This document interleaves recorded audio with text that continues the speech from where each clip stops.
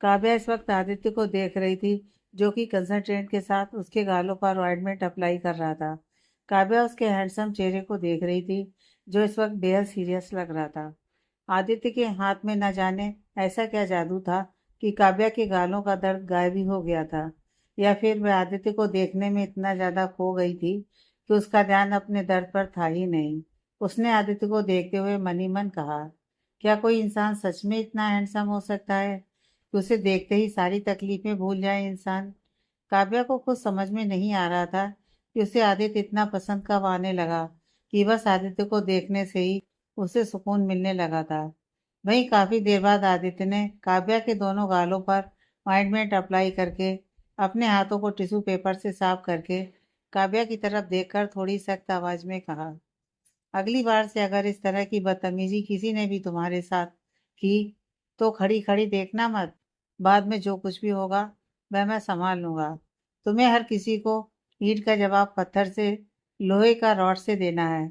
आदित्य की बात सुनकर काव्या ने कुछ नहीं कहा और अपना चेहरा नीचे झुका लिया।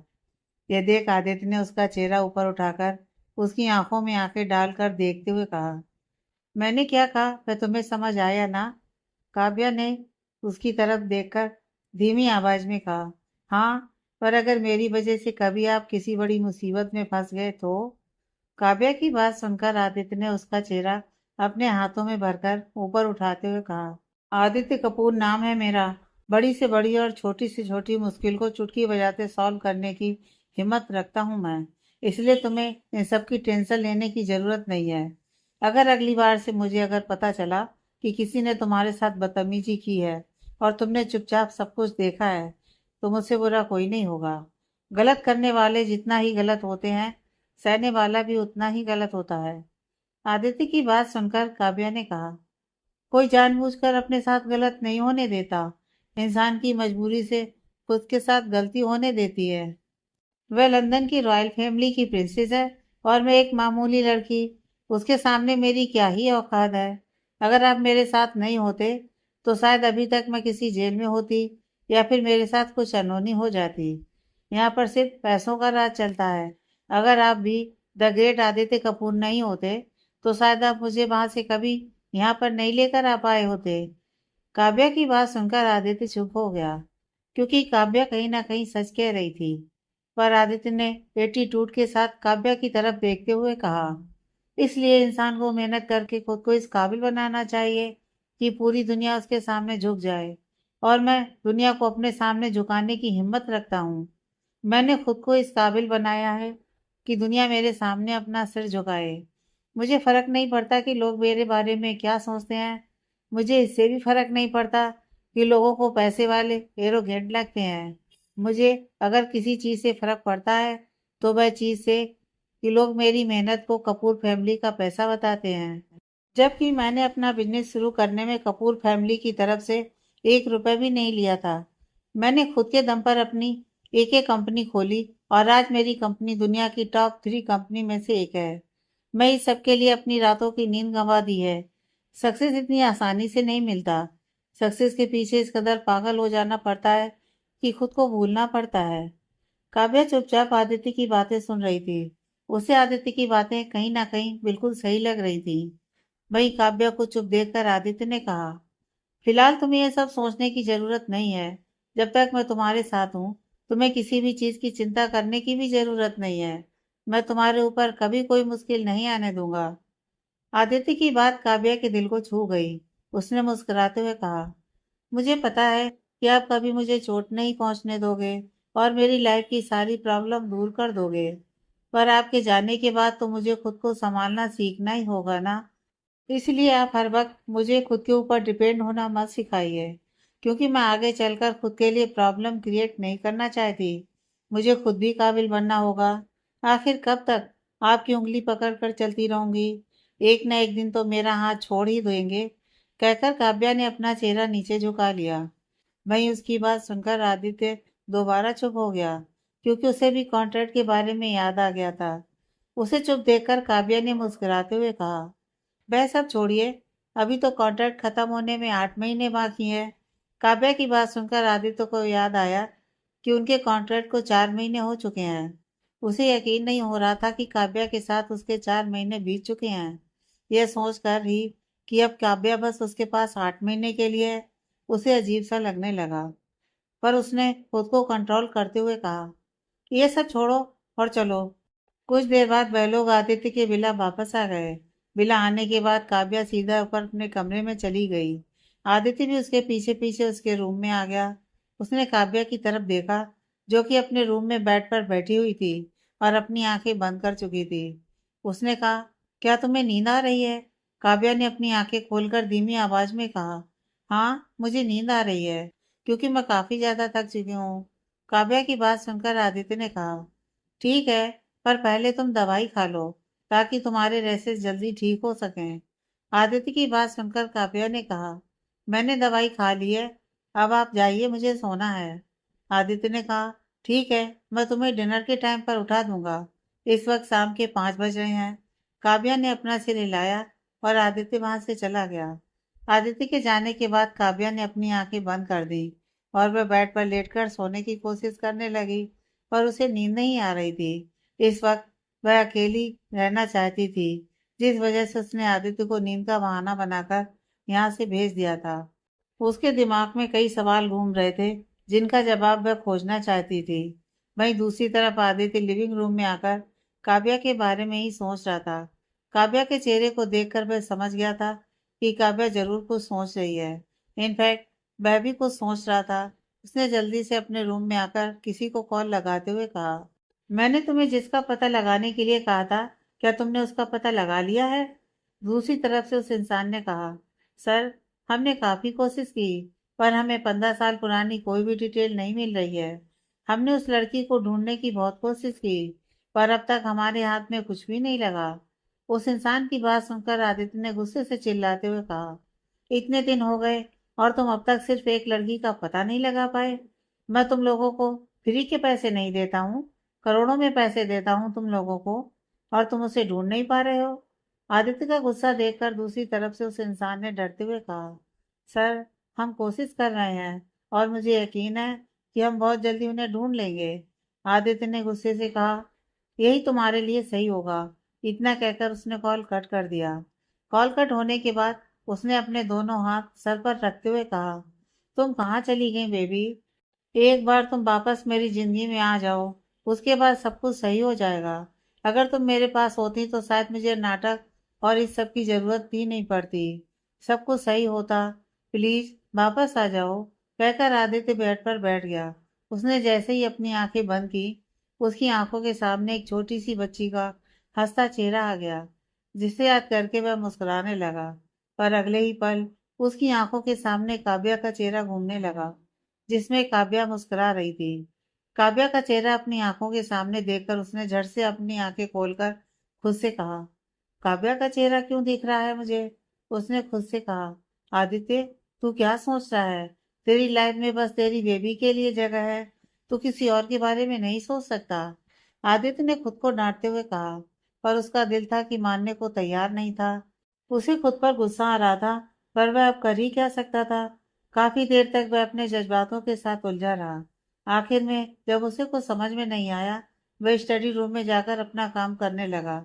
आदित्य हमेशा खुद को फ्रेश करने के लिए, अपना मन शांत करने के लिए काम ही करने बैठता था, और एक बार वह काम करने के लिए बैठ गया, वह सब कुछ भूल जाता था।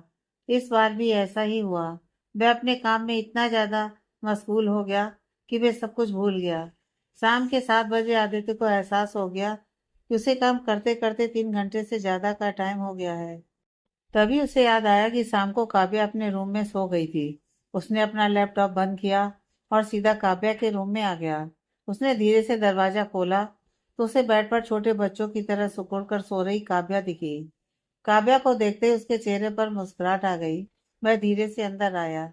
उसने धीमी आवाज में कहा, काव्या उठो, डिनर का टाइम हो गया है। आदित्य की आवाज सुनकर भी काव्या ने अपनी आंखें नहीं खोली, क्योंकि वह इस वक्त गहरी नींद में थी।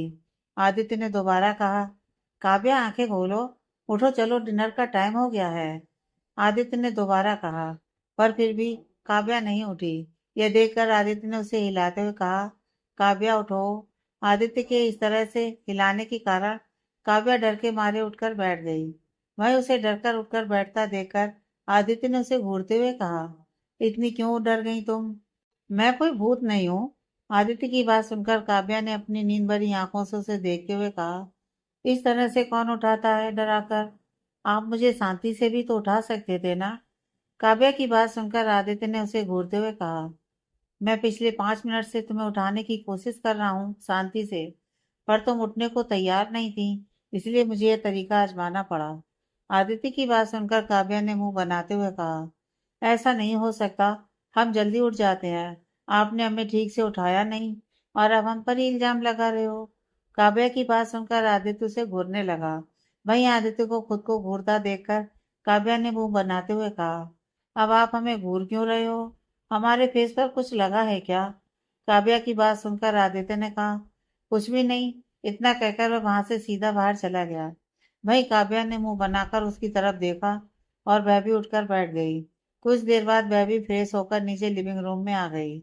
लिविंग रूम में उसे आदित्य कहीं नजर नहीं आया। तभी उसने देखा कि आदित्य टीवी देख रहा था। टीवी पर बिजनेस न्यूज चल रही थी। यह देख काव्या ने मुंह बनाते हुए कहा, कोई ऐसी बिजनेस न्यूज दिन भर कैसे देख सकता है? इतना ज्यादा वर्कहॉलिक होना भी सही बात नहीं है, उसने मन ही मन कहा। तभी आदित्य ने धीमी आवाज में कहा, वर्कहॉलिक हूँ इसलिए आज इस मुकाम पर हूँ, वरना मेरी उम्र के कई लोग बार में जाकर शराब के नशे करते हैं, सक्सेस की ऊंचाइयों पर नहीं पहुंचते। आदित्य की बात सुनकर काव्या का मुंह खुला का खुला रह गया। उसने हैरानी से कहा, आपको कैसे पता कि मैं यही सोच रही थी? काव्या की बात सुनकर उसका मुंह खुला हुआ देखकर आदित्य ने कहा, ज्यादा सोचने की जरूरत नहीं है, क्योंकि उसके लिए दिमाग की जरूरत होती है, जो कि तुम्हारे पास नहीं है। जितना बचा है उसे संभाल कर रखो, वरना कहीं ऐसा ना हो कि बिना दिमाग के ही तुम धरती पर रह जाओ। आदित्य की बात सुनकर काव्या ने गुस्से से कहा, आप हमें बददिमाग कह रहे हो? काव्या की बात पर आदित्य ने कहा, अगर तुमको खुद को लगता है कि तुम बददिमाग हो तो तुम हो। आदित्य इनडायरेक्टली काव्या का मजाक उड़ा रहा था। आदित्य की बात सुनकर काव्या का चेहरा गुस्से से लाल हो गया। उसने थोड़े गुस्से से कहा, बहुत ही ज्यादा बुरे हो। इस तरह से कोई हमारी इंसल्ट करेगा तो हमें अच्छा लगेगा क्या? और आप हमारे मुंह पर ही हमारी इंसल्ट करके हमें ही बता रहे हो। काव्या की बात सुनकर आदित्य ने उसे घूरते हुए कहा, जिंदगी में एक बात हमेशा याद रखना, जो तुम्हारे मुंह पर तुम्हारी बुराई करते हैं या फिर तुम्हारे साथ तुम्हारे सामने बुरे हैं, उनसे ज्यादा खतरा नहीं होता, बल्कि जो तुम्हारे साथ एक्स्ट्रा स्वीट बिहेवियर करके पीठ पीछे तुम्हारी बुराई करते हैं, वह लोग दुनिया में सबसे ज्यादा खतरनाक होते हैं। इसलिए उनसे बचकर रहना। आदित्य की बात सुनकर काव्या ने कुछ नहीं कहा और वह भी सोफे पर बैठ गई। उसने धीरे से रिमोट उठाकर कार्टून चैनल लगा दी। यह देखकर आदित्य ने उसे देखते हुए कहा, कितने साल की हो तुम? काव्या ने छोटे बच्चों की तरह कहा, हमने पिछली बार भी तो बताया था कि हम 21 साल के हैं, फिर आप दोबारा वही सवाल क्यों पूछ रहे हैं? काव्या की बात पर आदित्य ने कहा, तो 5 साल के बच्चों की तरह कार्टून क्यों देख रही हो? आदित्य की बात सुनकर काव्या ने मुस्कुराते हुए कहा, क्योंकि कार्टून देखने से सारी परेशानियां भूल जाते हैं हम। हमारे चेहरे पर मुस्कुराहट आ जाती है, माइंड फ्रेश हो जाता है, सब कुछ अच्छा होता है। काव्या की बात सुनकर आदित्य कार्टून को देखते हुए अजीब सा मुंह बनाते हुए कहा, इस घटिया कार्टून को देखकर किसका माइंड फ्रेश हो सकता है? ऐसा लग रहा है जैसे कोई जोकर डांस कर रहा हो। आदित्य की बात सुनकर काव्या ने मुस्कुराते हुए कहा, तो क्या हुआ? जोकर दुनिया का सबसे अच्छा काम करता है। वह हर किसी के चेहरे पर मुस्कुराहट ला देता है। अपना मजाक उड़ाकर दूसरों को मुस्कुराने के लिए मजबूर करना यह कोई छोटी बात नहीं है। हम हमेशा उस इंसान का मजाक उड़ाते हैं जो हार्ड वर्क करता है। काव्या की बात सुनकर आदित्य ने कहा, मजाक नहीं उड़ाते हैं, बल्कि कोई उस इंसान की इज्जत नहीं करता है, क्योंकि यही दुनिया का दस्तूर है। दुनिया इज्जत करते हैं सड़क पर नाचने वालों की, सोशल मीडिया पर अपनी बॉडी दिखाकर भी उसे कमाने वालों की, न कि गरीबों की मदद करने वालों की। यही दुनिया है। आदित्य की बात सुनकर काव्या चुप हो गई, तो उसने आदित्य की तरफ देखकर एक सीरियसली आवाज में कहा, हमें आपसे एक सवाल पूछना था, क्या आप हमें जवाब देंगे? काव्या की बात सुनकर आदित्य ने कहा, पूछो। काव्या ने गहरी आवाज में कहा, आप हमारी इतनी परवाह क्यों करते हैं? अगर कोई हमारी इंसल्ट भी करता है तो भी आप इतना ज्यादा गुस्सा करने लगते हो। हमें चोट लगती है तो आप खुद हमारी केयर करते हो, आखिर क्यों आप हमारी इतनी केयर करते हो? काव्या की बात सुनकर आदित्य चुप हो गया, पर अगले ही पल उसने कहा, क्योंकि तुम मेरी गर्लफ्रेंड हो। काव्या ने कहा, मैं आपकी एक फेक कॉन्ट्रैक्ट गर्लफ्रेंड हूँ, बस कुछ ही वक्त के लिए। उसके बाद आपके और मेरे रास्ते अलग हो जाएंगे। और वैसे भी दुनिया को तो नहीं पता कि मैं आपकी गर्लफ्रेंड हूँ, तो दुनिया के सामने आपको मेरी केयर करने की जरूरत भी नहीं है। फिर भी आप मेरी इतनी परवाह करते हैं कि कभी कभी मैं खुद कंफ्यूज हो जाती हूँ। प्लीज मुझे इस सवाल का जवाब चाहिए। क्या आप मुझे इसका जवाब दे सकते हैं? काव्या की बात सुनकर आदित्य काव्या की तरफ देखने लगा। वहीं उसे चुप देखकर काव्या ने कहा, मैंने कहा मुझे इसका जवाब चाहिए। क्या आप मुझे इसका जवाब दे सकते हैं? आदित्य भी चुप ही रहा। काव्या ने इरिटेट होते हुए कहा, आप मुझे जवाब क्यों नहीं दे रहे हो? क्या आपके पास इसका जवाब नहीं है? काव्या की बात पर आदित्य ने उसकी आंखों में आंखें डालकर देखते हुए कहा, क्या तुम्हें मेरा खुद की केयर करना पसंद नहीं है, जो तुम मुझे ये सवाल कर रही हो? आदित्य ने काव्या के सवाल के बदले उसे दूसरा सवाल कर डाला। वहीं आदित्य का सवाल सुनकर काव्या हैरानी से उसकी तरफ देखने लगी। आखिर काव्या को क्यों बुरा लगता आदित्य का उसकी केयर करना? उसे तो अच्छा लगता था कि कोई है जो उसकी भी परवाह करता है। पर उसके दिमाग में हर वक्त हर पल यही चलता था कि आदित्य उसकी इतनी परवाह क्यों करता है। इसलिए आज उसने ये सवाल आदित्य से कर डाला था। पर अब उसका ही सवाल सुनकर काव्या चुप हो गई। आदित्य ने कहा, मैंने कुछ पूछा है, जवाब दो। आदित्य का सवाल को सुनकर काव्या ने कहा, पहले आप हमारे सवाल का जवाब दो, हम उसके बाद आपके सवाल का जवाब देंगे। आदित्य ने कहा, मैंने कई बार कहा है कि मैं तुम्हारी परवाह इसलिए करता हूँ क्योंकि तुम मेरी फेक गर्लफ्रेंड हो। पर आदित्य ने फेक पर ज्यादा ही जोर दिया था, क्योंकि हर बार काव्या इसी शब्द को उन दोनों के बीच में लेकर आती थी। काव्या भी समझ गई कि आदित्य ने उसके लिए ही कहा है। काव्या ने कहा, पर मैं अभी अभी आपसे कहा ना कि किसी को भी हमारे रिलेशनशिप के बारे में नहीं पता, सिर्फ दादी माँ और कुछ लोगों के अलावा। फिर भी आप सबके सामने मेरी इतनी परवाह करके उन लोगों को यह कहते हो कि मैं आपकी गर्लफ्रेंड हूँ। आगे चलकर इस वजह से आपको और मुझे कई मुश्किलें फेस करनी पड़ सकती हैं। आगे जब आपकी जिंदगी में आप जिस लड़की से प्यार करते हैं वह लड़की आ जाएगी, तो उसे कितना बुरा लगेगा ये जानकर कि आप मेरी इतनी परवाह करते हो। और आगे जब मेरी लाइफ में कोई और आएगा और उसे पता चलेगा कि मैं आपके साथ रिलेशनशिप में थी, तो शायद वह भी मुझसे दूर हो जाएगा। काव्या के मुंह से यह सुनकर कि आगे चलकर वह किसी और के साथ रिलेशनशिप में आ जाएगी, आदित्य को गुस्सा आने लगा। पर उसने कुछ नहीं कहा। पर काव्या उसके चेहरे का गुस्सा साफ साफ देख सकती थी। पर उसे यह समझ में नहीं आ रहा था कि आदित्य को गुस्सा किस बात पर आ रहा है। इसलिए उसने शांति से अपनी बात कंटिन्यू करते हुए कहा, प्लीज बताइए ना, आप मेरी इतनी परवाह क्यों करते हैं? और मुझे इसका रियल रीजन जानना है, क्योंकि मैं जानती हूँ कि रियल रीजन यह नहीं है कि मैं आपकी गर्लफ्रेंड हूँ। काव्या के बार बार सवाल पूछने के कारण अब आदित्य इरिटेट हो चुका था।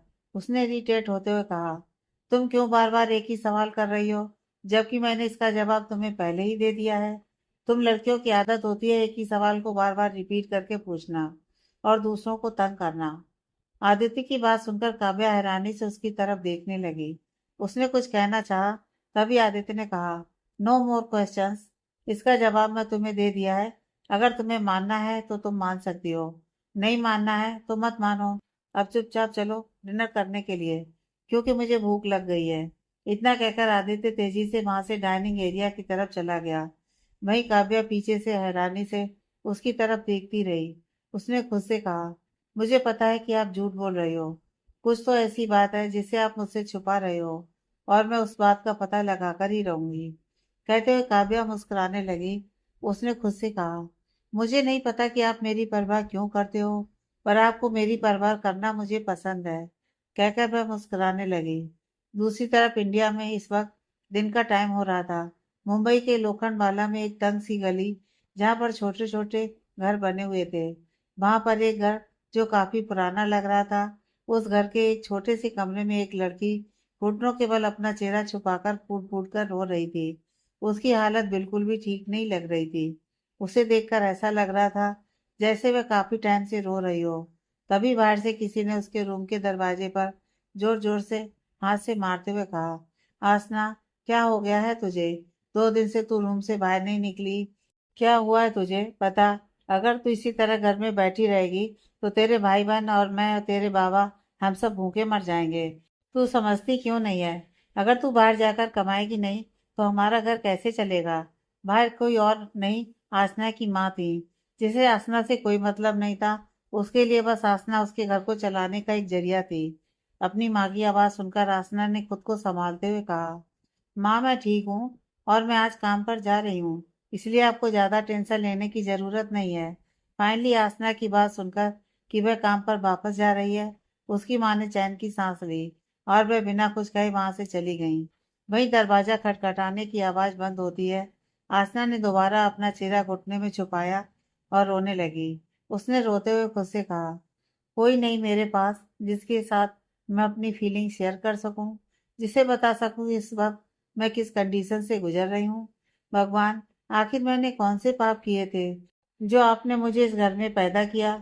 ना तो मेरी माँ को मेरी कदर है, ना ही मेरे बाप को। मुझे तो लगता ही नहीं कि ये दोनों मेरे असली माँ बाप हो सकते हैं, क्योंकि किसी के भी माँ बाप अपने बेटे बेटियों को देखते ही समझ जाते हैं कि उनकी लाइफ में कुछ प्रॉब्लम है। पर मेरे माँ बाप तो मेरी आंखों में आंसू देखकर भी नहीं समझ सकते कि इस वक्त मैं किस तकलीफ से गुजर रही हूँ। उन्हें बस इस चीज़ से मतलब है कि मैं बाहर जाकर पैसे कमाऊं। उन्हें फर्क नहीं पड़ता कि मैं जिंदा हूँ या मर चुकी हूँ। हे कान्हा जी, आखिर ऐसी जिंदगी क्यों दी आपने मुझे। कहकर वह दोबारा रोने लगी। तभी उसके बगल में रखा हुआ उसका मोबाइल बजने लगा। उसने अपने आंसू भरी आंखों से अपना चेहरा ऊपर उठाकर देखा तो मोबाइल पर फ्लैश हो रहे नाम को देखकर उसने बिना कुछ सोचे समझे कॉल उठा लिया। दूसरी तरफ से बार की मैनेजर ने गुस्से से कहा, आसना, तो बिना इन्फॉर्म किए पिछले 2 दिनों से बाहर नहीं आ रही हो। क्या मैं जान सकता हूँ इसकी कोई वजह। मैनेजर की बात सुनकर आसना ने शांत आवाज में कहा, मैनेजर, मेरी तबीयत बहुत ही ज़्यादा खराब है। मेरी आपको कॉल करके बताने की भी कंडीशन नहीं थी। आज मैं थोड़ी बेटर फील कर रही हूँ। हो सके तो मैं शाम को आ जाऊंगी। मैनेजर, जो कि आसना को सुनाने के लिए ही उसने कॉल कर रहा था, जैसे उसने आसना की ऐसी आवाज़ सुनी, उसने कुछ नहीं कहा। उसने कहा, ठीक है, तुम शाम को आ जाना। कहकर मैनेजर ने कॉल कट कर दिया। मैनेजर की कॉल रखते ही आसना ने आंसू भरी आंखों से मोबाइल की तरफ देखा और खुद से कहा, पता नहीं अब कब तक मैं डांस करके अपने घर वालों का पेट पाल पाऊंगी। कहते हुए उसकी आंखों से बेनता आंसू गिर रहे थे। उसने याद किया, जब वह अबॉर्शन के लिए हॉस्पिटल गई थी तब डॉक्टर ने उससे क्या कहा था। फ्लैशबैक। आसना ये जानने के बाद कि वह प्रेग्नेंट है बुरी तरह से टूट गई थी। पर आखिर में अपने परिवार वालों के बारे में सोचकर उसने जैसे तैसे खुद को हिम्मत दी और वापस उसी क्लिनिक में आ गई जिस क्लिनिक में उसने अपनी प्रेगनेंसी टेस्ट की थी। क्लिनिक में आने के बाद डॉक्टर ने जब आसना को दोबारा देखा तब डॉक्टर ने डायरेक्ट कहा, आप प्लीज़ मुझे बताइए कि ऐसी कौन सी प्रॉब्लम है जिस वजह से आप इतनी ज़्यादा परेशान हैं। डॉक्टर की बातें सुनकर आसना ने रोते हुए कहा, डॉक्टर प्लीज, अबॉर्शन कराना है, अभी के अभी। मुझे यह बच्चा नहीं चाहिए। डॉक्टर, जो कि आसना के जवाब का इंतजार कर रही थी, उसकी बात सुनकर हैरानी से उसकी तरफ देखने लगी। डॉक्टर को यकीन नहीं हो रहा था कि आसना अपने बच्चे को गिराना चाहती है। उसने आसना की तरफ देखते हुए कहा, ये आप क्या कह रही हैं। अभी कुछ घंटे पहले ही मैंने आपको बताया कि आप प्रेग्नेंट हैं और आप अपने बच्चे को मारना चाहती हैं।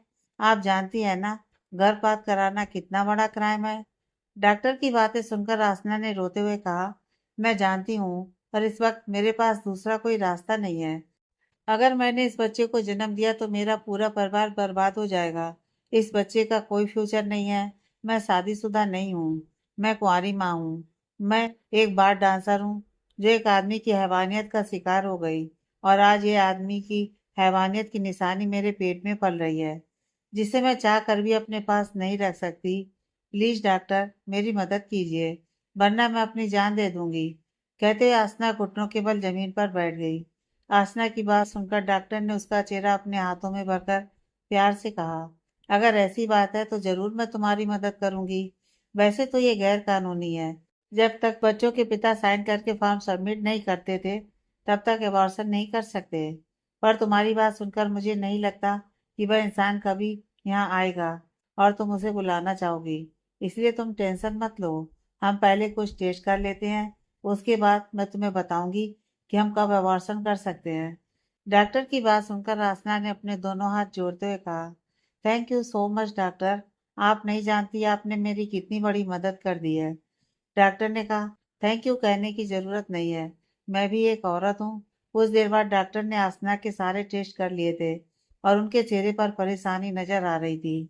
वहीं आसना उनके चेहरे पर आई परेशानी को देखकर खुद भी घबरा रही थी। उसने डरते हुए कहा, डॉक्टर क्या हुआ, प्लीज बताइए मुझे।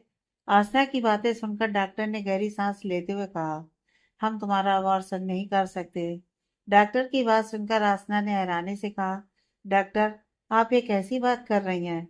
मैंने आपको बताया ना कि इस बच्चे को मैं नहीं रख सकती, ना ही इसका मेरे साथ कोई फ्यूचर है, ना ही मैं इसे एक अच्छी लाइफ दे सकती हूँ।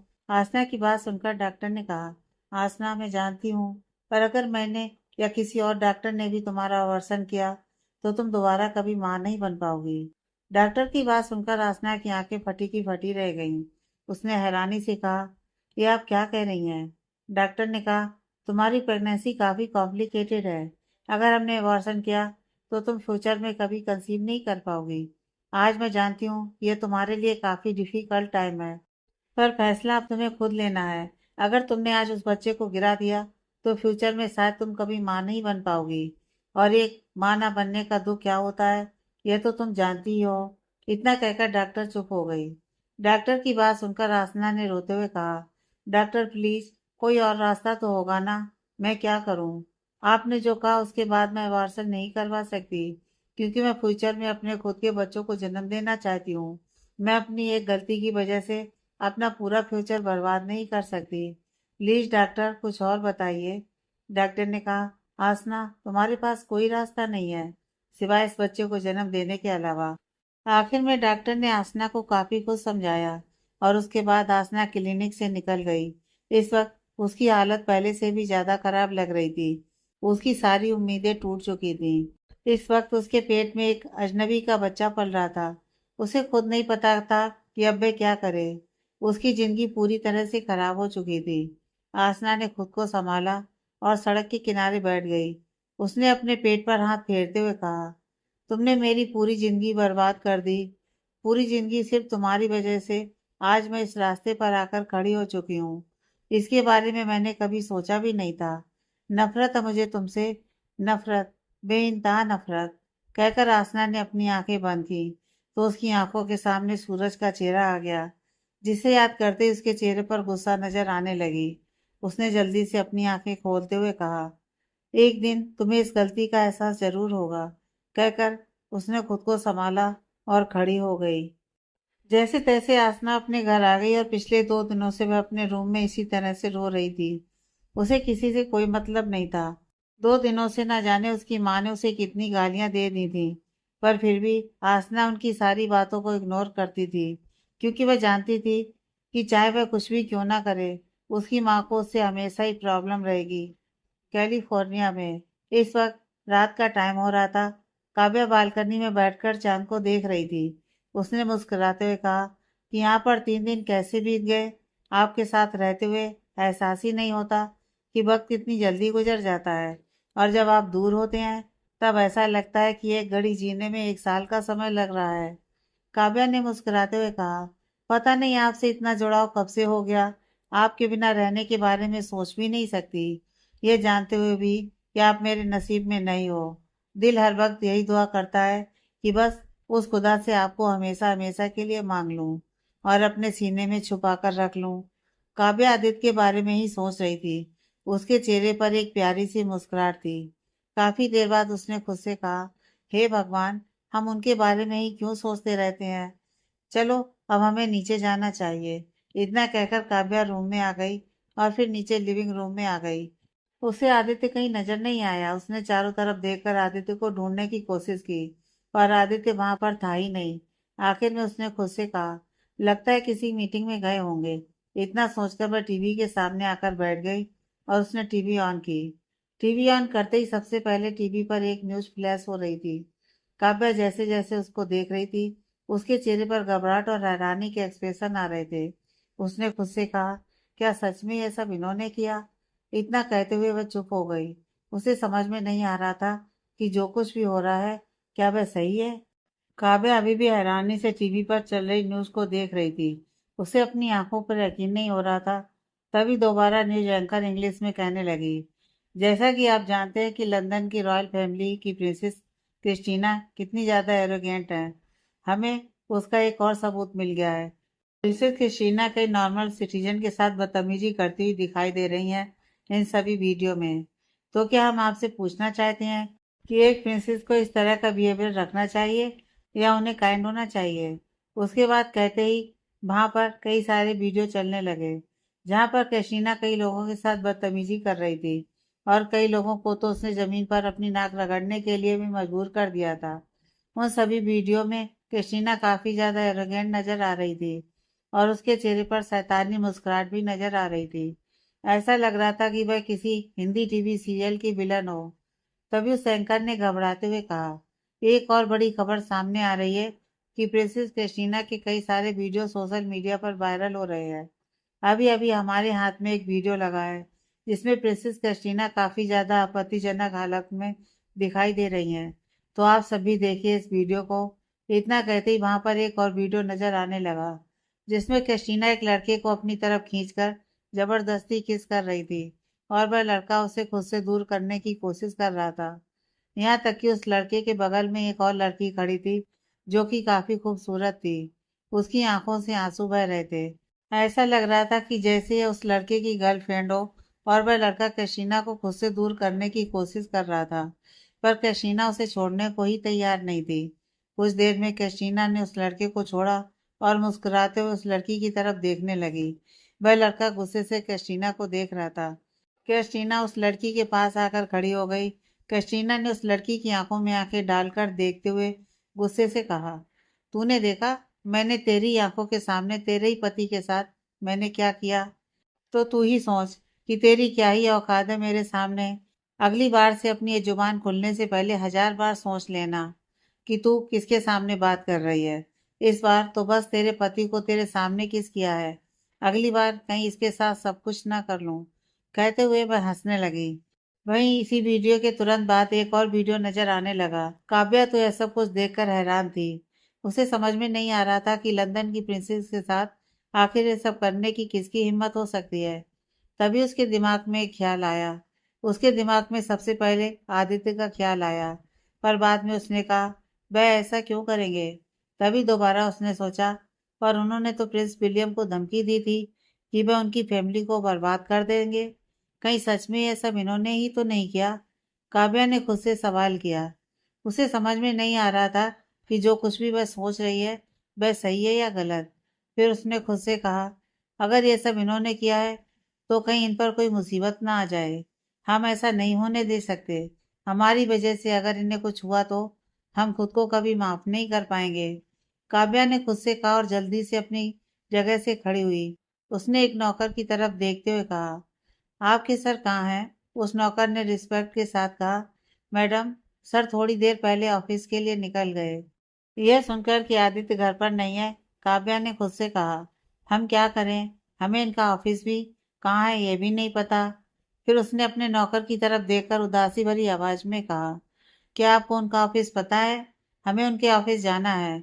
उस सर्वेंट ने अपना सर झुकाकर रिक्वेस्ट के साथ कहा, जी मैडम।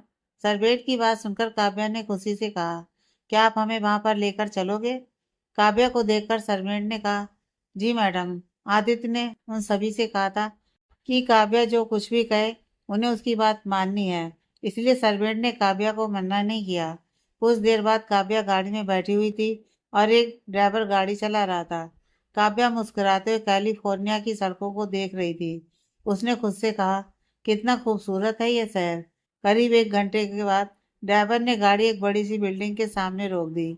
काव्या ने ड्राइवर की तरफ देखकर मुस्कुराते हुए कहा, आप चले जाइए, हम उनके साथ ही वापस आ जाएंगे। ड्राइवर ने रिस्पेक्ट के साथ कहा, जी मैडम। काव्या जल्दी से ऑफिस के अंदर आ गई। रिसेप्शन एरिया पर बैठी लड़की की तरफ देखकर उसने मुस्कुराते हुए इंग्लिश में कहा, मुझे आदित्य कपूर से मिलना है। वह कहाँ पर है। काव्या काफी प्यारी लग रही थी। इस वक्त उसने पिंक कलर का क्रॉप टॉप और नीचे ब्लू कलर की जीन्स पहना हुआ था। उसके चेहरे के धब्बे लगभग 95% मिट चुके थे। उस रिसेप्शनिस्ट ने काव्या की तरफ देखकर एरोगेंट आवाज में कहा। Did you know you? Who is he? उस रिसेप्शनिस्ट की बात सुनकर काव्या ने मुस्कुराते हुए कहा, हम उन्हें जानते हैं, प्लीज आप हमें अंदर जाने दीजिए। काव्या की बात सुनकर रिसेप्शनिस्ट हंसने लगी। उसने हंसते हुए इंग्लिश में कहा, लगता है तुम उनकी कोई दीवानी हो। वैसे भी हमारे सर के कई दीवाने हैं। सर काफी टाइम बाद लंदन की इस ब्रांच में आए हैं, इसलिए अगर मैं तुम्हारे जैसी किसी स्टूपिड लड़की को उनके पास भेज दिया तो वह गुस्से से मुझे ही ऑफिस से निकाल देंगे। इसलिए टाइम वेस्ट करने से अच्छा है कि तुम यहाँ से चली जाओ, वरना मैं गार्ड से कहकर तुम्हें यहाँ से बाहर फेंकने के लिए कह दूंगी। उस रिसेप्शनिस्ट की एरोगेंट आवाज सुनकर अब काव्या को भी गुस्सा आने लगा। अब तक काव्या शांति से बात कर रही थी क्योंकि वह कोई सीन क्रिएट नहीं करना चाहती थी, पर अब यह रिसेप्शनिस्ट हद से आगे बढ़ रही थी। इसलिए काव्या ने गुस्से से कहा, मैंने कहा ना, मैं उन्हें जानती हूँ। एक बार उन्हें कॉल करके बताओ कि काव्या उनसे मिलने के लिए आई है। अगर उन्होंने मना कर दिया तो मैं यहाँ से चली जाऊंगी। काव्या की बात सुनकर उस रिसेप्शनिस्ट ने हंसते हुए कहा, और मैं क्यों उन्हें कॉल करके बताऊं कि एक इडियट लड़की उनसे मिलने के लिए आई है, ताकि वह गुस्से से मुझे ऑफिस से बाहर निकाल दें। मैं इतनी ज्यादा बेवकूफ नहीं हूँ। इसलिए सीधे तरीके से यहाँ से चली जाओ, वरना धक्के मारकर यहाँ से बाहर फेंकवा दूंगी। फिर बाद में तुम्हारी इंसल्ट होगी। काव्या उस लड़की की बात सुनकर समझ गई कि वह लड़की उसे अंदर नहीं जाने देने वाली। इसलिए काव्या ने जल्दी से अपना मोबाइल निकालकर आदित्य का नंबर डायल किया, पर आदित्य उसका कॉल नहीं उठा रहा था। अब काव्या को समझ में नहीं आ रहा था कि वह क्या करे। उसने गुस्से से खुद से कहा, मुझे आने से पहले उन्हें कॉल करना चाहिए था, पर अब मैं क्या करूं? यह स्टूपिड लड़की तो मुझे जाने ही नहीं दे रही है। अभी काव्या ये सब सोच ही रही थी कि वह क्या करे, तभी उसका ध्यान लिफ्ट से बाहर आ रहे अंकित पर गया। अंकित को देखते ही काव्या की आंखों में चमक आ गई। काव्या ने जोर से कहा, अंकित। उसके चिल्लाने की वजह से फर्स्ट फ्लोर पर काम कर रहे सभी एम्प्लॉयज का ध्यान उसकी तरफ चला गया। इतनी खूबसूरत इंडियन लड़की को देखकर सभी उसे ही देखने लगे। वहीं अंकित ने जब ये आवाज सुनी तो उसने पलटकर देखा तो उसे रिसेप्शन पर काव्या खड़ी दिखाई दी। काव्या को देखकर उसने जल्दी से काव्या की तरफ अपने कदम बढ़ा दिए। वहीं रिसेप्शन पर बैठी लड़की गुस्से से काव्या से कुछ कहने ही वाली थी, क्योंकि अंकित की भी यहाँ पर काफी रिस्पेक्ट थी। पर जब उसने देखा कि अंकित काव्या की तरफ ही आ रहा है, तब उसने खुद से कहा, लगता है अब सर ही इसको सबक सिखाएंगे। अभी वह यह सोच ही रही थी कि तभी अंकित जाकर काव्या के सामने खड़ा हो गया। उसने रिस्पेक्ट के साथ अपना सर नीचे झुकाते हुए कहा, जी मैडम बोलिए, और आप यहाँ पर क्या कर रही हैं? अंकित को इस तरह से काव्या के सामने सिर झुकाता देखकर और उसे मैडम कहता देखकर रिसेप्शन पर बैठी लड़की हैरानी से काव्या को देखने लगी। अब उसे डर लग रहा था। काव्या ने कहा, हमें आदित्य से मिलना है। हमें उनसे बहुत जरूरी बात करनी थी। वह हमारा फोन नहीं उठा रहे हैं और ये लड़की हमें अंदर नहीं आने दे रही थी। काव्या का इशारा देखकर अंकित ने गुस्से से उस लड़की की तरफ देखते हुए कहा, तुम्हारी हिम्मत कैसे हुई हमारी लेडी बॉस को यहाँ पर रोकने की? क्या तुम्हें अपनी जान प्यारी नहीं है? अंकित की गुस्से वाली आवाज सुनकर उस लड़की ने डरते हुए कहा, सर मुझे नहीं पता था कि ये हमारी लेडी बॉस हैं। प्लीज मुझे माफ कर दीजिए। अंकित गुस्से से कुछ कहने ही वाला था कि काव्या ने उस लड़की को देखकर शांति भरी आवाज में कहा, अगली बार से किसी को भी उनके कपड़े से जज करने की हिम्मत मत करना, क्योंकि सिर्फ कपड़े शरीर ढकने के काम करते हैं, इंसान की नियत नहीं। इतना कहकर काव्या ने अंकित से कहा, छोड़ो इसे, मुझे पहले आदित्य से मिलना है। प्लीज आप मुझे उनके पास लेकर चलिए। काव्या की बात सुनकर अंकित ने रिस्पेक्ट के साथ कहा, जी मैडम चलिए। कुछ देर बाद वह लोग 25th फ्लोर पर पहुंच चुके थे, जहां पर इस वक्त आदित्य का केबिन था। अंकित ने अपना सर झुकाते हुए कहा, मैडम सर अंदर ही हैं, आप चली जाइए। अंकित की बात सुनकर काव्या ने कहा, ठीक है। इतना कहकर वह उस तरफ अपने कदम बढ़ाने लगी। भाई अंकित जिस काम के लिए नीचे गया था वापस उस काम के लिए चला गया। केबिन के बाहर पहुंचकर काव्या ने धीरे से खटखटाया तो अंदर से उसे एक एरोगेंट आवाज सुनाई दी, कमिंग। इस आवाज को सुनकर काव्या ने खुद से कहा, कितने खड़ूस तरीके से किसी को भी अंदर आने के लिए कहते हैं। उनकी आवाज सुनकर ही सभी लोग डरकर यहाँ से भाग जाएं और वापस कभी दोबारा यहाँ आने की हिम्मत ही ना करें। काव्या ने खुद से कहा और दरवाजा खोलकर अंदर आ गई। अंदर आते ही उसने देखा कि आदित्य अपनी कुर्सी पर बैठकर काफी सीरियस तरीके से काम कर रहा है। काव्या ने धीमी आवाज में कहा, हमें आपसे बात करनी है। काव्या की आवाज सुनते ही आदित्य ने अपना चेहरा ऊपर उठाकर देखा और काव्या को देखकर उसने कहा, तुम यहाँ पर इस वक्त क्या कर रही हो? उसकी आवाज बिल्कुल शांत और ठंडी थी, पर काव्या को आदित्य की ऐसी आवाज की आदत हो गई थी। उसने कहा, हमने कहा ना, हमें आपसे एक बात करनी है। आदित्य ने कहा, ठीक है, इधर आओ। काव्या धीमे कदमों से चलकर आदित्य के सामने खड़ी हो गई। आदित्य ने उसका हाथ पकड़कर उसे अपनी गोद में बिठा लिया। यह देखकर काव्या की आंखें बड़ी बड़ी हो गईं। उसने कहा, यह आप क्या कर रहे हैं? आदित्य ने कहा, चुपचाप बैठ जाओ और बताओ क्या बोलना था तुम्हें। काव्या ने गहरी सांस ली और कहा, जो कुछ भी अभी टीवी पर चल रहा है वह सब क्या आपने किया है? काव्या की बात सुनकर आदित्य ने कहा, क्या सब चल रहा है और क्या किया मैंने? काव्या ने कहा, उस दिन जो लड़की हमें मॉल में मिली थी और जिसने हमारे साथ वह सब कुछ किया था, उस लड़की की बातें टीवी पर चल रही हैं। उसके बारे में कई सारी न्यूज़ टीवी पर दिखाई जा रही हैं। वह तो रॉयल फैमिली की राजकुमारी है ना, फिर उसके साथ यह सब कुछ कौन कर सकता है? और उस दिन आपने उसके भाई को वार्निंग दी थी, क्या यह सब आपने किया है? काव्या ने आदित्य की आंखों में आंखें डालकर देखते हुए उससे सवाल किया। काव्या का सवाल सुनकर आदित्य ने उसकी तरफ देखते हुए मुस्कुराते हुए कहा, तुम्हें क्या लगता है किसने किया होगा ये सब? आदित्य की मुस्कुराहट में ही उसका जवाब छुपा हुआ था। यह सोचकर कि जो कुछ भी टीवी पर दिखाया जा रहा है उन सबके पीछे आदित्य का हाथ है। काव्या ने घबराते हुए कहा, आपने ये सब क्यों किया? आप जानते हैं ना वह नॉर्मल लोग नहीं है, वह रॉयल फैमिली से बिलोंग करते हैं। अगर उन्होंने आपके साथ कुछ कर दिया तो? और इस वक्त हम उनके देश में हैं, ना कि हम अपने इंडिया में हैं। आपने ये सब क्यों किया? काव्या को घबराते हुए देखकर आदित्य ने कहा, क्या तुम्हें मुझ पर यकीन नहीं है? काव्या ने डरते डरते कहा, हमें आप पर बहुत यकीन है, पर हम इस वक्त किसी और की कंट्री में मौजूद हैं और वह लोग यहाँ के रॉयल फैमिली के मेंबर हैं और आपने उनके खिलाफ ही ये सब कुछ कर दिया है। हो सकता है कि वह आपके साथ कुछ कर दें और हम नहीं चाहते कि हमारी वजह से यह सब कुछ आपके साथ हो। आपने क्यों किया ये सब? हम तो बस आपकी एक गर्लफ्रेंड है, फिर भी आपने हमारे लिए इतनी बड़ी मुश्किल को गले लगा लिया। काव्या की बात सुनकर भी आदित्य ने कुछ नहीं कहा।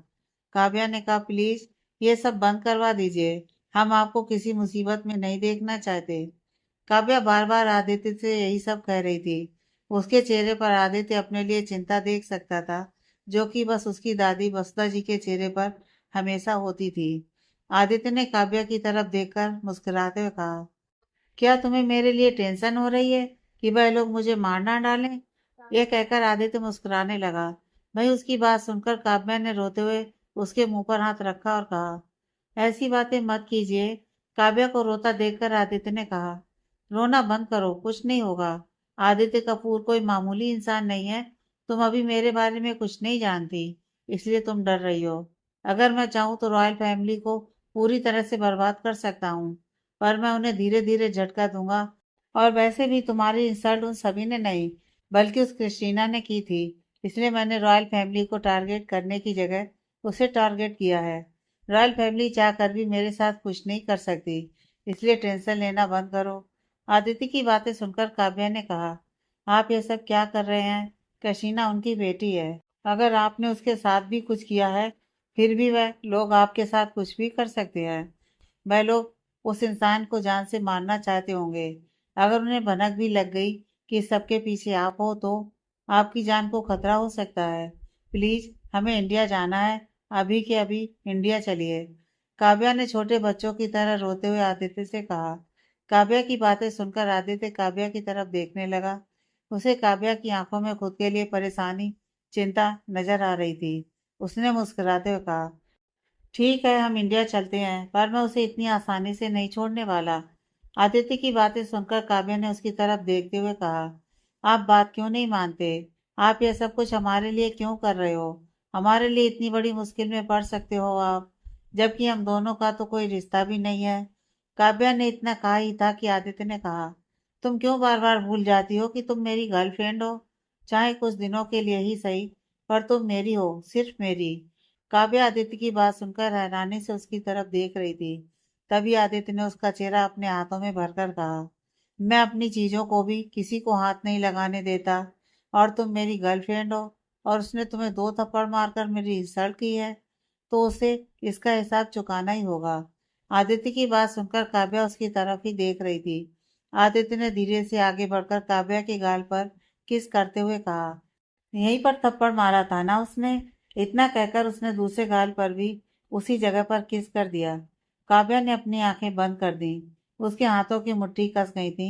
आदित्य के होठों को अपने गालों पर महसूस करते ही उसकी पूरी बॉडी कांपने लगी थी और उसके चेहरे पर एक सुकून भरी मुस्कुराहट थी। आदित्य ने उसके दोनों गालों पर किस किया और उसे छोड़ दिया। उसने मुस्कुराते हुए काव्या की तरफ देखा और कहा, अपनी आंखें खोलो। काव्या ने अपनी आंखें खोली और आदित्य की तरफ देखा। उसे बहुत ज्यादा शर्म आ रही थी, इसलिए उसने कहा, हमें घर जाना है। आदित्य ने उसको देखते हुए कहा, पहले बिना बताए आ गई और अब आने के बाद इतनी जल्दी क्यों जाना चाहती हो? बैठो। वैसे भी घर पर क्या ही करोगी? 2-3 घंटे बाद हम खुद घर चले जाएंगे। लंच टाइम हो चुका है, हम साथ में ही लंच करते हैं। इतना कहकर आदित्य ने किसी को कॉल करके केबिन में लंच लाने के लिए कह दिया। उसने सब कुछ वेजिटेरियन ऑर्डर किया था, क्योंकि काव्या वेजिटेरियन थी। जब से काव्या उसके साथ रहने लगी थी, आदित्य ने काफी हद तक नॉनवेज खाना बंद कर दिया था। अगर उसे कभी नॉनवेज खाना भी होता था तो वह बाहर खाता था। आदित्य ने काव्या को सोफे पर जाने का इशारा किया और अपनी फाइल बंद करने लगा। काव्या उसकी गोद से उठकर जल्दी से सोफे पर आकर बैठ गई। उसे अभी भी शर्म आ रही थी। उसने अपने गाल पर हाथ रखकर ये याद करते ही कि थोड़ी देर पहले आदित्य ने उसके गाल पर किस किया था, उसके गाल टमाटर की तरह लाल हो गए। आदित्य ने भी अपनी फाइल बंद की और सोफे पर आकर बैठ गया। उसने साइड से रिमोट उठाया और एक बटन प्रेस कर दी। अगले ही पल वहां पर एक टीवी ऑन हो गई। काव्या ने देखा तो वहां पर एक बड़ी सी टीवी लगी हुई थी।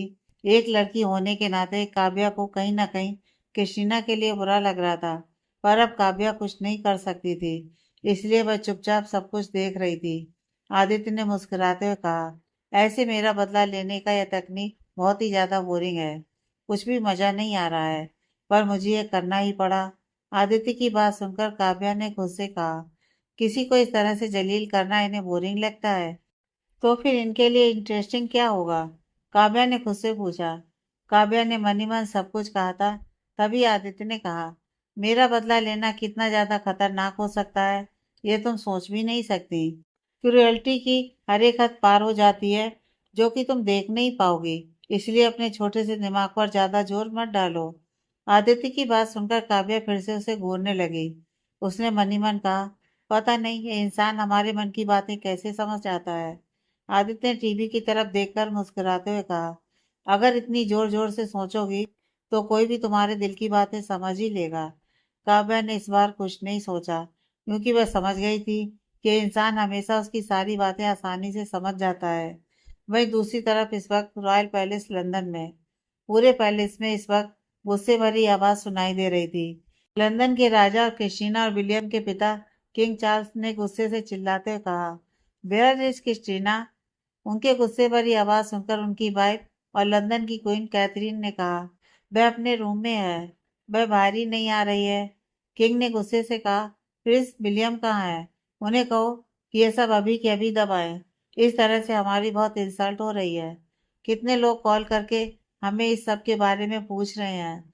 हमारे परिवार की इज्जत पूरी तरह से उछाली जा रही है और किसने यह सब करवाया है, उसका पता लगाओ और सबसे पहले हमें क्रिस्टीना से मिलना है। उसे बुलाओ अभी के अभी यहाँ पर। किंग चार्ल्स ने बहुत ही ज्यादा गुस्से से कहा।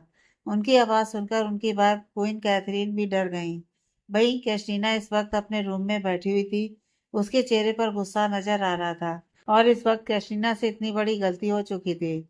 उसे समझ में नहीं आ रहा था कि उसके इतने प्राइवेट मूवमेंट्स किसके हाथ लग गए और किसने ये सब किया।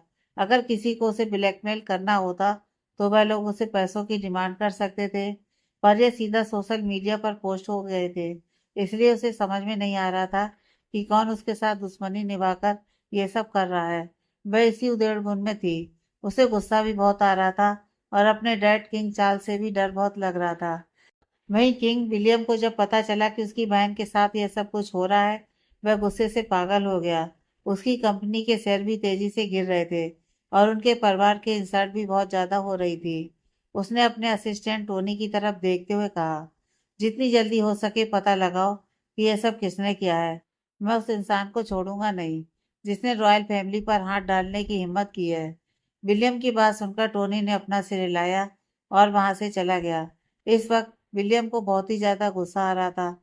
चारों तरफ उनके परिवार का मजाक उड़ाया जा रहा था। जिस रॉयल फैमिली के सामने कोई अपनी जबान खोलने की भी हिम्मत नहीं करता था, अब वही लोग उनके ऊपर कीचड़ उछाल रहे थे। विलियम ने गुस्से से चिल्लाते हुए कहा, जिस किसी ने भी ये सब कुछ किया है मैं उसे जिंदा जला दूंगा। विलियम अभी बहुत ज्यादा गुस्से में था। तभी उसका मोबाइल बजा। उसने गुस्से से मोबाइल उठाया, पर मोबाइल को हाथ में लेते ही उस पर फ्लैश हो रहे नाम को देखकर उसका गुस्सा शांत हो गया। उसने खुद को शांत किया और कॉल पिक किया। दूसरी तरफ से उसके डैड किंग चार्ल्स ने गुस्से से चिल्लाते हुए कहा, तुम कहाँ हो विलियम्स? क्या तुम्हें पता नहीं है कि यह न्यूज में क्या चल रहा है? चार्ल्स की बात सुनकर विलियम ने शांति से कहा, डैड, आई नो, मैं उसका ही सॉल्यूशन ढूंढने के लिए बाहर हूँ। आप टेंशन मत लीजिए। बहुत जल्दी मैं सब कुछ न्यूज से हटवा दूंगा। और जिस किसी ने भी ये सब कुछ किया है उसे तो मैं छोड़ूंगा नहीं। आप ज्यादा टेंशन मत लीजिए। विलियम की बात सुनकर किंग चार्ल्स ने गुस्से से कहा, क्या कह रहे हो तुम? मैं टेंशन ना लूं? रॉयल फैमिली की इतनी बेइज्जती आज तक कभी नहीं हुई। मैं तुमसे और तुम्हारी बहन से 1000 बार कहा था, जो कुछ भी करना है इस तरह से करो कि कभी किसी को भनक भी ना लगे। पर आज तुम्हारी बहन की करतूतों की वजह से हमारी इज्जत पर दाग लग गया है। हर कोई हमारी फैमिली पर उंगली उठा रहा है। अपने डैड की बात सुनकर विलियम ने शांति से कहा, आई नो कि काफी कुछ बिगड़ चुका है, पर अब हम कुछ नहीं कर सकते।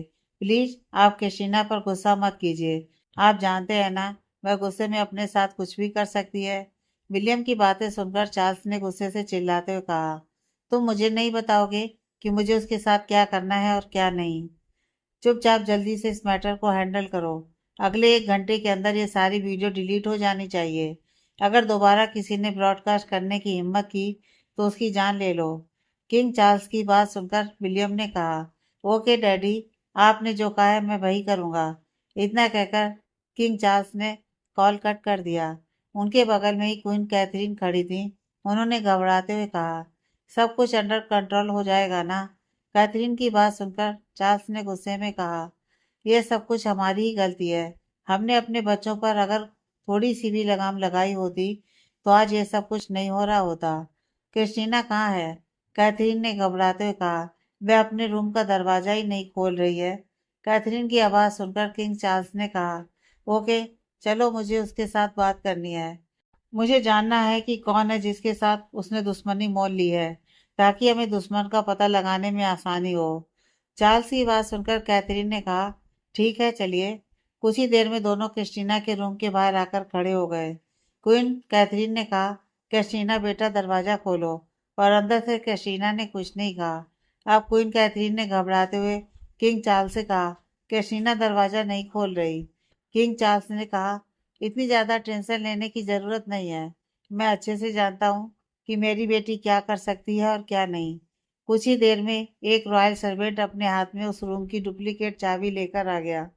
चार्ल्स ने उस चाबी से दरवाजा खोला और किंग चार्ल्स और क्वीन कैथरीन अंदर आ गए। जैसे ही वह लोग अंदर आए, उनका ध्यान कमरे की अस्त व्यस्त हालात पर गया। पूरे कमरे का सामान टूटा फूटा था और क्रिस्टीना बेड पर पेट के बल लेटी हुई थी।